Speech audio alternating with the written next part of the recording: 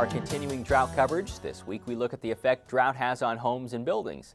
North Dakota State Extension engineer Ken Hellevang recently talked with us about the lack of moisture in the soil and how it can change the organization enough to cause damage to structures. Well, the issue is that particularly on what we call expansive soils such as clay, they will change volume as they change moisture content. They expand when they get wet and shrink, of course, when they get dry. And particularly on a foundation for a structure, if we have that clay or expansive soil that is contracting, it pulls away from that footing then, and you lose the support for the structure, or you get differing support levels for the structure, which can cause us problems. At which level does it become a concern? I mean, at what level of drought is it a problem? Well, the bigger the change, the more likely it's going to be a problem. And it depends on so many different factors. It's really difficult to come up with a specific percentage. But what I tell people to do is to watch for the cracks in the soil. That's an indication that soil is contracting or shrinking, and it's something that we need to be concerned about. In a home, we get concerned because the crack pulls away from the basement wall, the air gets down in there and continues to dry it out, and eventually we get down to the footing.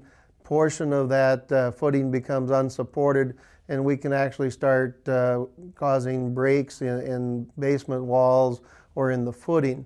In an ag structure, we could still face that same kind of issue, but it's going to be probably more forgiving in that it can move a little bit more than what a home could do.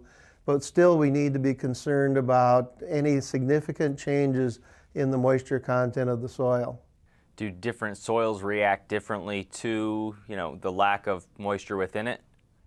Absolutely. What we're referring to are expansive things like clay, where it will shrink and expand a lot with the change in moisture. If we were to have a gravel base, then that doesn't really change much when we're changing the moisture content of the soil. So it is definitely soil dependent as well as moisture dependent. So what can people do here, Ken? Is there anything that can be done to try and minimize the risk? Well, it's to watch the symptoms, you might say. Is there any shifting taking place? Do we notice the cracks showing up? And if that's occurring, then we, of course, have an issue.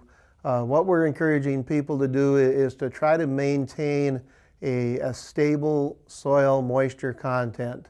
So it's getting moisture on the surface, letting that moisture soak down into the soil profile to create that more normal moisture content. With a home, what we recommend is they lay a soaker hose maybe a foot or two away from the wall, tip that soaker hose upside down so that the water is actually percolating into the soil, and then you do that maybe an hour or two over a several day period. Same thing would be true with ag structures.